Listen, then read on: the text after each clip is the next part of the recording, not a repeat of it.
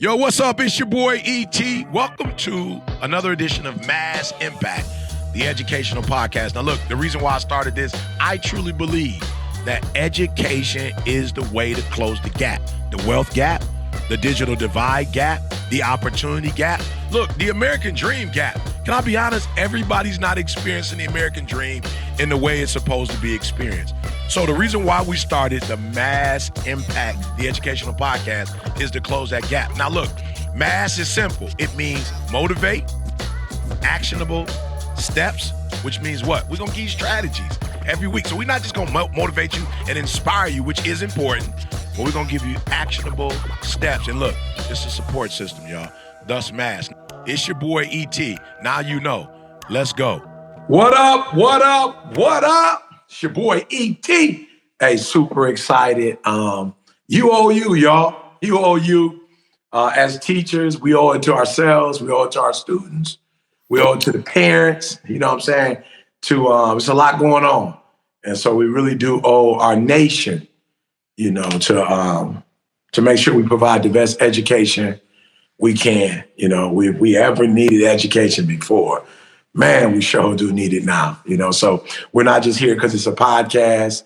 We're here because it's a need, you know, and we want to do our part to be able to, you know, one, motivate you. Number two, which I'm telling y'all, since we've been doing this podcast, I'm so into more than I've ever been before. The action items, you know, they're so critical. We have to know the steps. You know, what are the steps to resolve these challenges that we're having? And then, of course, the support system. At the end of the day, I also realize more than I've ever realized before, and I've been huge on hope, but I'm just seeing how we need hope, man, just how we really do need a support system. And that's what support is all about. Support is about letting people know we gonna be all right. You know what I'm saying? We're going to be able to get through this. So, Katie, what are we talking about today? So much we could talk about. So what are we narrowing in on today? Yeah, definitely. We're going to start a new series and talk about teacher effectiveness. I know those are buzzwords for teachers. They're hearing all the time about increasing our effectiveness as teachers. And specifically, we're going to zone in on communication today. How do we level up our communication to increase our effectiveness as educators? Yeah, you know, when I think about that, this is why action items are so important. I used to be so frustrated, you know, back in the day because people used to say I didn't communicate effectively. And I was just like, hold up, that's not even possible. You know what I'm saying? Like, this is what I do for a living. You know what I'm saying? Like, I didn't get to where I am today without effectively communicating. It's not possible. You know, but I realized two things. I realized one, individuals need their idea of what communication or effective communication is different. You know, is different. So what I mean by that is there is an individual who does not want to be communicated to through the lens of inspiration and words. There's a group that when you say communicate with me, they want it in writing.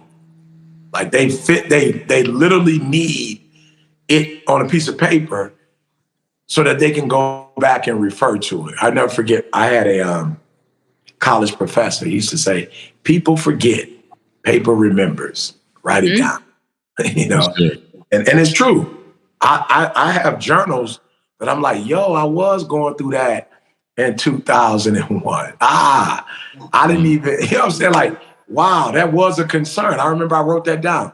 So I realized that that what people mean by communication is different. And I also realized that effective communication is not communication. You know, like effective communication, that's a whole different term. The outcomes and the results are different. So I realized in order for me to effectively communicate, I have to have clarity. And I have not always had to have clarity individually. Like, I don't need a bunch of clarity individually. Like, you don't have to do certain things. Like, the way my brain works, and I think this is the beauty of ADHD. Like, this is the beauty of being dyslexia, is that you actually think of, like, you're thinking ahead. You feel me? Like when I read, sometimes I read stuff that's not there. Why? Because I'm forecasting. You know, like I'm the intuition thing. I'm feeling. So I'm feeling the room. I'm feeling stuff out, and then I'm drawing information as I'm feeling, and then I'm able to make. You know what I'm saying? So, and again, I think a lot of it has to do with, you know, Vondell, I could be wrong, but you know, environment, being born and spending a part of my life in Chicago, then going to Detroit, which is really similar. You have to forecast for many reasons. Like you can't wait to process information. You know what I'm saying? Like your life could really be over with if you like waiting to figure stuff out. It's like it's already happened, right? But I realized that because that's my way of communicating, that as an individual, I am welcome to do that. But when I'm communicating with a group of people, they need clarity. And so so to me, effective communication is not even starting with like talking verbal. It is, what is it that we're going to be talking? Like, what are we talking about? Why are we talking about it? How are we talking? When are we talking about it? You feel me? And so I'm not an expert, but I've done a better job in that. So I meet with my team now every day. Like we meet every single day. We've been doing it, well, since Rory really and the book release. Like we've been meeting a year and a half. We met every day. We had a document. We went over that document every day. And it's like, oh, okay, when you're talking about a group of people, there needs to be a bunch of expectations. There needs to be a bunch of responsibilities. There needs to be roles. Like people need clarity. So for me, that's just what I hear in 2020, you know, in the 21st century. I'm hearing, yo, let's get clarity before we go off to the races, because we're gonna have to come back and clean a lot of stuff up when we don't make it clear in the beginning. Yeah, and I like to kind of just piggyback off of that and say, you know, I think the most effective way, you know, whether it's school leaders, administrators, deans, or whomever, communicating with teachers around, you know, just really defining expectations, right? Expectations for your classroom. So when I walk into a classroom, these are the things that I need to see. I need to see an objective on the board. I need to see 100% of students engaged. I like to make sure that whatever we working on and talking about, I can pull a student out the class and ask them, what's the objective for today? You know, what are you working on?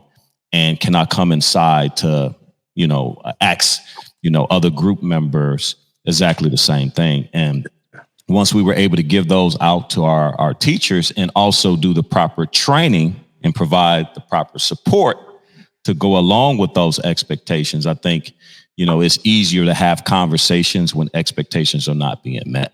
So, you know, upfront, doing it right away and making sure that cycle, you know, whether it's a week, 2 weeks, a month, we kind of checking in to see where we are with that. I think. And let me say this to you. This is why when she said effective communication, I'm like, I think the reason why it's so hard for humans to have effective communication is because it's so hard to get on the same page about expectations. Mm-hmm. Like your expectations is like the most fleeting construct I've ever heard in my life. You know what I'm saying? Like I've literally said something to a person and then they'll come back with a different expectation. And I'm like, whoa, how did we come up with two different? Like, we just talked about, like, when I said this, what part of that didn't you hear or didn't you understand? So I'm starting to realize, like, a lot of our expectations are filtered, like, so different. Not right, wrong. Like, I'm not even talking about it's right or it's wrong. I'm just saying, when you say expectation, it's like speaking a foreign language. It's like in somebody's head, what they think you mean and what you really mean.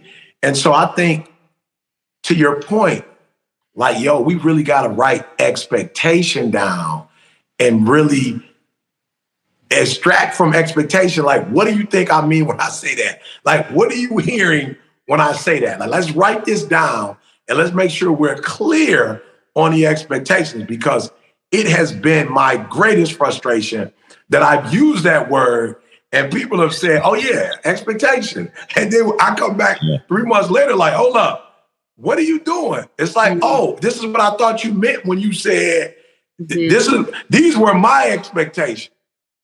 Oh no, we using the same word, but the definition of it is totally. Yeah. No, that's real. What I'm hearing with that is I'm actually hearing a couple of things. And I'm also being rebuked as I listen. I'm just like, man, like one of my pitfalls and what I believe happens with people in general, but I know we're talking about teachers, is that, communication isn't effective unless it's received. And I think that one of the mistakes we make a lot of times when we're communicating is we are taking for granted that the person on the other side has received the information that we're communicating. And so I think like one of the ways to combat that, especially as educators in your classrooms, with your students, with other teachers, with administration, is to accept the fact that there are diverse ways to communicate. And your way of communicating isn't necessarily the way that, in terms of understanding and interpreting and being effective, it's not necessarily the way that the person you're speaking to, gets the information. If you prefer things to be written down, that's great. If I don't get it that way, I'm not going to read a dissertation. I'm just not, so if you want me to get these lesson plans out and do, A, B, and C for the kids, and you want me to go through a whole bunch of emails, you've already lost me. So I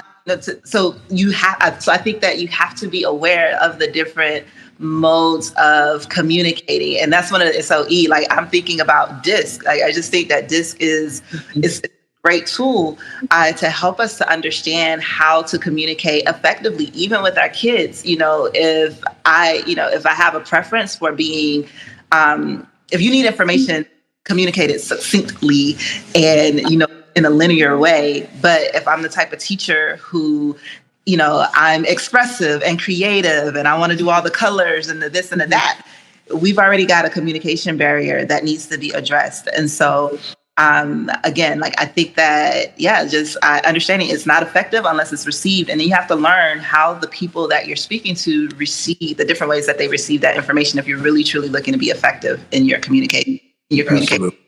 Absolutely. I love that. I wrote down, you said communication isn't effective unless it's received. That's so good. So good. I just want to throw out kind of at the beginning of our conversation here too, when we talk about teacher effectiveness, I know as a teacher that there's like this sometimes feeling of like defensiveness of this conversation, because teacher effectiveness is generally tied to our teacher evaluations, right? And there's this feeling of like not wanting to be evaluated, or that if we talk about effectiveness, it means that we're not currently effective.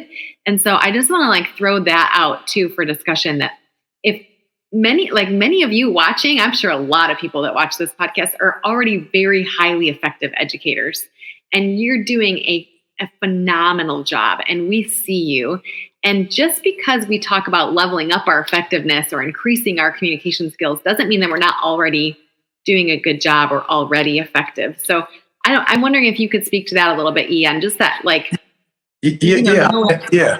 And I think, again, when LaShawn was talking, I was like, we do have to understand that our training has a lot to do with our effectiveness. And I think as teachers, unfortunately, we're not in the business of destination. We're in the business of journey. But as humans, we so want to be in the business of destination. We so want to, like, I got my master's degree and I'm done. Like, that's not the profession we're in. Because in our profession, it's always changing. It's always evolving. Good, bad, or indifferent. Depending on who the president of the United States of America is, depending on who the secretary, secretary of education is, we are affected by federal, we are affected by state, we are affected by local. So as the government changes and the leader's vision changes, we have to deal with that in the school building. Like we have to deal with that. So then if that's the case, we must forever be evolving. This is why I said training. Now, for some of you, it may not take this level of training, but one of the things I finally got in the PhD process, specifically the dissertation, it was the first time in my life where I really understood the effective communication iteration. Like I saw iteration as a bad thing. It was like, I saw iteration as it's not perfect. Like you've not done it, like it's not right. Right. And one of my professors, or a person that sat, not the chair, but somebody that sat, on my committee, they said to me, Eric, there's absolutely no way, as brilliant as you are, that you're going to tell me that the pieces that you've done cannot go to the next level. Yeah. And that was just a different, that was just a different way of looking at it. Like, yo, it's like, there's no way you're going to tell me I watch you as a speaker. Like if somebody heard you in 2021 and then heard you in 2022, Eric, they're going to say, yo, he's grown. Like, man, I've been in a room with that boy before. Like, whoa, his speech is getting better. You feel me? So it's like, they were like, that, so is your writing and so is your brain. Like, Eric, you have not, because of how you see things, you will never have perfection. There will always be another iteration. So you look at iPhone. We're so grateful that they didn't stop at 4. I'm so grateful they didn't stop at 5. There's some stuff that the iPhone 8, like, I don't have a computer anymore. I don't need a computer. I use my phone.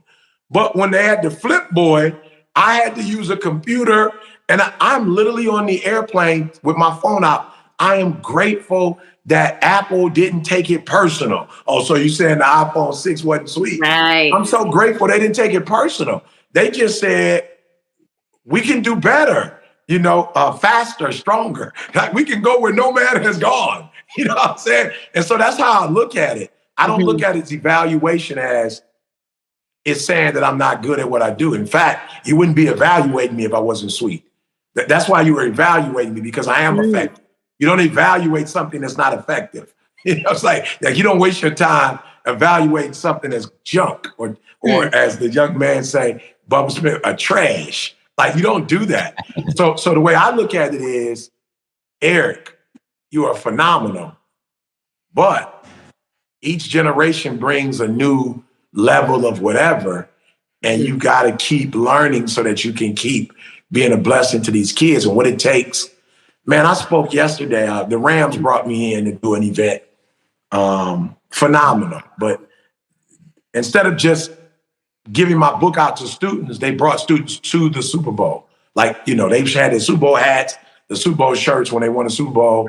They had, they brought them in the locker room, took them out on the field. So it's just different. It's like, yo, whoever thought about this, yo, you talking about me giving you my book at your school versus you getting my book in a locker room with the players, with the Super Bowl paraphernalia, with going on the field and taking whoever thought about that, genius. That's iteration. That's saying, yeah, we can take Eric to a school and give him the book, but those kids will never forget that experience. And then I sign the books in the locker room. We taking professional pics, which we're gonna say every.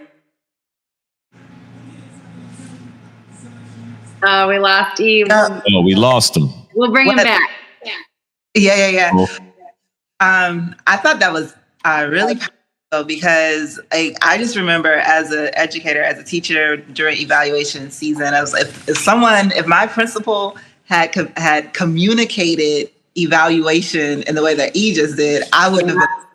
I promise you, it definitely felt like I was being, and you are like you are being critiqued, because there's a rubric, like they're measuring the standard.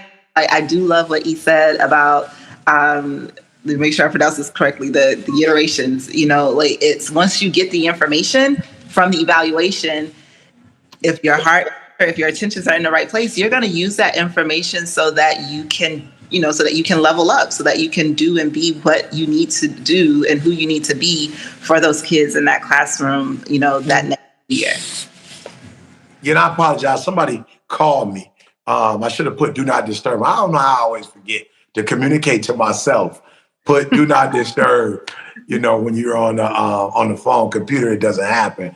But yeah, I was just saying, perspective, and that's communicating. Lashana, what you just said, effectively communicating what the evaluation is and what the purpose of it is. So when you don't effectively communicate that, people will think they're on punishment. And then if you think it's a punishment, well, you're going to perceive it a certain way. Then you're going to give it a certain energy. So I just think it's important.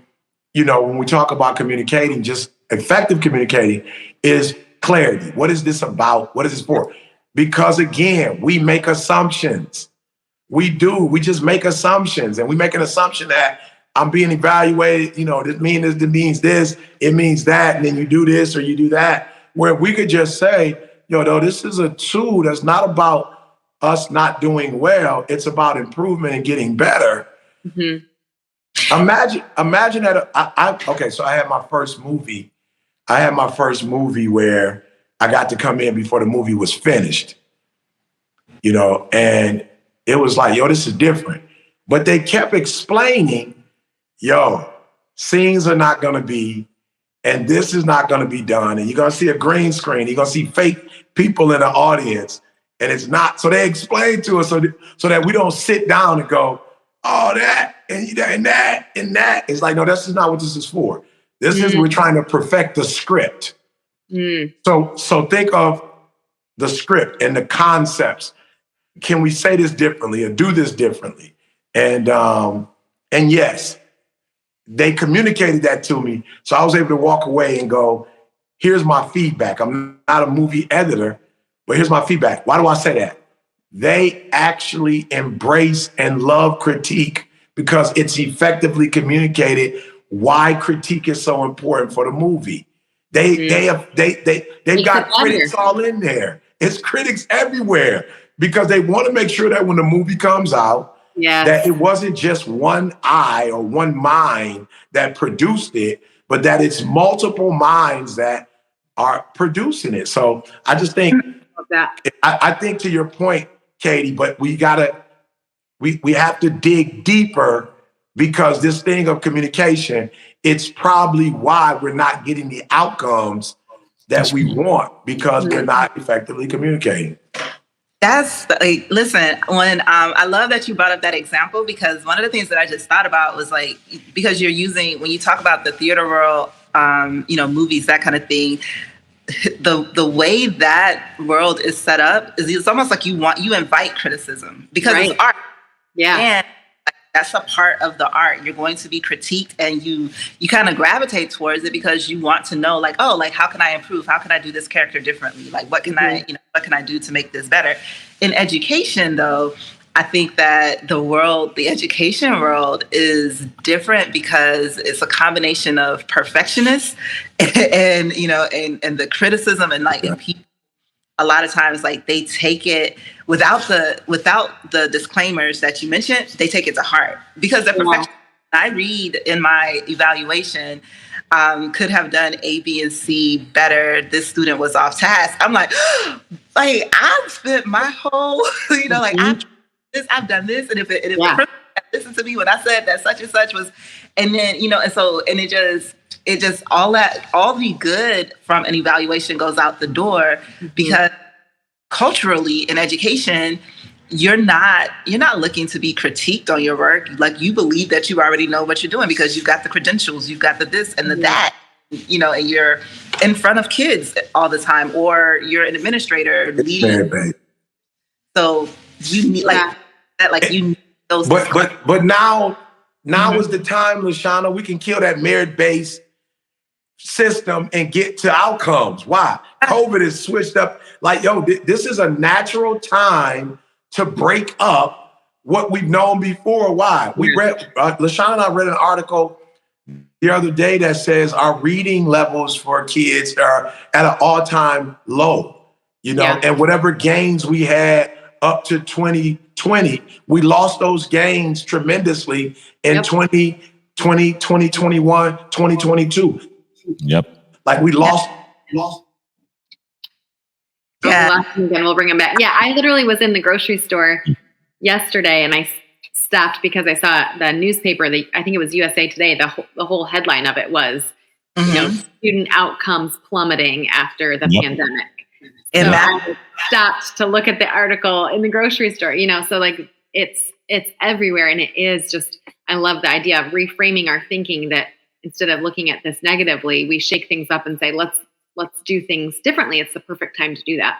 Because can you imagine, as a teacher in this climate right now, being evaluated and being told, or being critiqued rather, and being told, hey, like, your students aren't at the right reading level, or they aren't at the right math level, but like, you're one in your mind as a teacher, you're thinking, when all these other teachers like walked out during the pandemic, like, I stayed, and not only, like, I'm trying to teach kids online, I'm trying to teach kids in the classroom, like, I'm doing, all of this, and you want to come and critique me on the, like, when did I have time to make sure, and so it's really hard. I think that the challenge there is going to be, in terms of not taking it personal, is that, like, putting some of the, and it depends on on where the communication stream is going. But if it's administrators to educators, hey, like, have some sympathy, have some empathy. These teachers are in your class, and you still have to do evaluations because the state mandates it. Fine, but let's have the conversation about what you're really looking to do with these evaluations, so that your teacher doesn't take it personally. And in not taking it personally, they can actually receive the information and help our kids, or if the conversation is with the kids from the teacher, like, whatever the dynamic, just is like everything that he said, like, it's having the conversation like, hey, this isn't about punishment. This isn't like you're already killing the game. You're here when nobody else is. You're putting your life at risk by being in the classroom. You're being flexible. I understand it. Also, we want to make sure, A, B, and C is being done. So so framing the conversation that way, so that it can is going to be the thing that's going to be most impactful for our kids, which is at the end of the day, is what it's for. Yeah, I would say, in terms of framing and perspective, it's like we teach our kids, you want to have a growth mindset, right? Not a fixed mindset. Mm-hmm. A growth mindset, you look at every what you call failure as a learning lesson. So when I would go in, when I was an assistant principal, and do observations before the evaluation, 5 to 7 minutes, I will always understand every teacher don't receive, again, communication styles are different, the same things the same way. Mm-hmm. I remember having a teacher, she was just like, every principal that I had ever walked in my room, it was always, I felt like I was walking on eggshells, and it didn't allow me to perform at the highest level because of that anxiety that they were going to tell me that I'm not good. And so she was like, no matter what it was, it can be like, hey, just move this over just a little bit more. And I would look at it through like, oh, it's personal. It's a personal attack to me. Mm-hmm. And so me, I had to sit her down and we talked. I said, what's the best way you like to receive feedback? That's good. Constructive feedback, because I need for you to be the best so the students can be the best. And she was like, I never looked at it like that. Yeah. And when I was able to do the evaluation and she came to me, she wrote me a long letter. She said, Mr. Singleton, this is the best evaluation that I ever received in 20 years. And it was because you took the time to just ask me a simple question. And that made me feel good and empowered as a leader to say, this can be done. So a lot of that falls on. Now, so last week, I saw President Obama do it. We had a bunch of students. He surprised all of the students. And he was on a panel and he went off script. There was a script. Everybody was following. And he said, can I ask a question? They was like, of course, you're the president. You can ask whatever you want to ask. He said, well, the question is not for the panelists. It's for the students in the audience. And he said, what are your barriers? What's stopping you from actually achieving your dreams and goals? And it was a simple question. Mm-hmm. And you should have heard all of the students that wouldn't normally say anything. They start passing the mic around. And he just sat there and just listened to everybody. And it wasn't anything deep, but it showed me why he became the president. It wasn't just an accident. Like, he got that charisma, but he also know how to read the room, and he also know how to motivate all at the same time. And listen. What are the barriers? And then he let them do the cognitive lift, right? So as we, as educators, whether we administration, whether we teachers in the classroom, you know, the important thing is to have the perspective of the growth mindset, so we can get the information that we need to receive, so that our students can get the information that they need to receive, so they can be better. So you get better so they can get better. And I just saw that real time, you know, just with President Obama. Like, what are the barriers? Let me listen. And then he summarized it in like 30 seconds. Wow. And it was just so powerful. I'm like, this is why he was the president of the United States of America. Yeah. He demonstrated it real time. Oh. Not cognitive lift, that they can do the cognitive lift. Cognitive lift. Yep. Hey, if y'all listen to this podcast, you might learn some stuff. That's good. That's good. That's good. Effective communication. Mm-hmm. I love it. I think he just mic dropped there at the end. So I don't know what else you guys want to add there, but that is so good. I want to go back and find a video clip so I can see that like in action, but so powerful. Yeah. I got it on video too.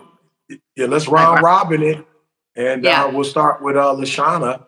You know, just give us one takeaway. I'm going to go back to, what I originally said, just because it's my own personal conviction.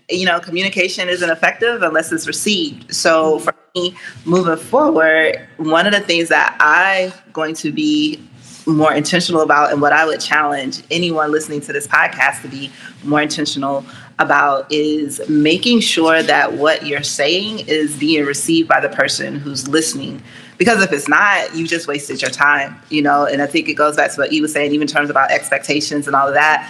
I have definitely been in situations time and time again where I can literally listen to two people have a conversation, and I can see that even though they're nodding their heads, they're not saying the same thing. You'll be like, wow, like that's wild. But it actually happens. And so, and for a number of reasons, but, so if you want to be effective in your communication, I would say, maybe ask some follow-up questions. Make sure that what you intend to be the takeaway is actually the takeaway.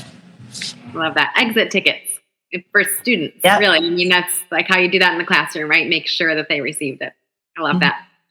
I will just say that I love when Vondale shared that making sure that we understand the why behind increasing our effectiveness is because we want things to be the best for kids, and to focus on that, because teachers got into the profession because you care so much about kids. So just remembering that when we are getting feedback, the whole purpose of it is so that we can make everything better for the kids that we care about and love so much. So focusing in on that rather than that personal bit, I think was really good advice. Yeah, inspect what you expect, right? So I just think at the end of the day, it's a part of the process. If we expect greatness, we're going to inspect it. We're going to observe, tweak it, and use constructive criticism to your advantage. It's not a personal attack. Again, it's something that we all as human beings need and should desire to crave in order to be the best that we have been called to be. That's good. Love it. All right, we'll send it over to the principal's office, and he will round this out for us. Welcome back, everybody, to the principal's office, where we recap and review some of the most impactful points from today's episode of Mass Impact, the Education Podcast. Now, today was all about communication. How do we use communication to increase teacher effectiveness and, of course, student outcomes? Now, we touched on understanding the different learning styles of your students, because this is something that we intuitively know. We know that some students respond to certain types of instruction and others don't. We know that some students require different methods of instruction than other students. We know this intuitively, but learning to truly understand understand the differences in those learning styles, the differences in how those students communicate. Learning to crack the code and speak the languages of all types of students is critical to student success and classroom outcomes. So, communicating our material in a variety of ways to reach all students effectively. That's so important. Number 2, we touched on the power of clarity. Especially as administrators, you have to have clarity in how and what we're communicating to the staff. We can't give marching orders if the marching orders are not correct and then get upset that the march was not done to perfection. We have to make sure that whatever delegation we're doing, whatever we're handing down, whatever vision we're casting for the rest of the staff, it's got to be crystal clear, because if they can't see it, they're not going to be able to achieve it. Number 2, as a teacher, we have to be able to communicate clearly with our students. This goes back to understanding the different languages that people speak, because in reality, communication, it's a lot less about just communicating. It's a lot more about comprehending. Take this as an example. If I spoke just, let's say, French, and I started going off. It was the best podcast close that you've ever seen in your entire life. And if you understood what I was saying, you'd be like, put that guy on TV right now. But I did the entire thing in French, and you don't speak French. What's it really worth? Because I could have been communicating my butt off, but if you didn't understand it and there was no comprehension, then there's really no value being added. That is the key of communication. How can we shift this concept from not just thinking about what am I saying, not just thinking about how am I saying it, but how is it being received by the person on the other end of that communication? Is it really being comprehended? That's so critical. Last but not least, we talked about defined expectations, and then we talked about using teacher evaluations, not seeing them as a bad thing, but seeing them as opportunities to grow. When I was an athlete, I was a gymnast for my entire life. Every single time that we had a routine being judged, that was an opportunity for somebody to point to us and say, here's exactly what you're doing wrong, and here's exactly how you can fix it. It's just opportunities for growth. Nothing to be anxious about. It's actually something that we should be excited about, that we can say, yes, I'm ready to take this opportunity to get the constructive criticism, to get the feedback, and grow to a whole nother level. So here's what I'm going to ask you to finish off today's episode. What is your system to make sure that you are growing? Do you have a growth system? Somebody asked me the other day, B, you're on an airplane every other day. I see you go in all these different places. You're on the road with E. So many different things are happening for you in your career. How do you trust yourself to handle all of it? I said, I'll be honest, I don't really trust me like that, but what I do trust is my system. I happen to use my faith as my system, but whatever your system is, I have to have something that I believe in and that I trust in more than I trust in my own abilities.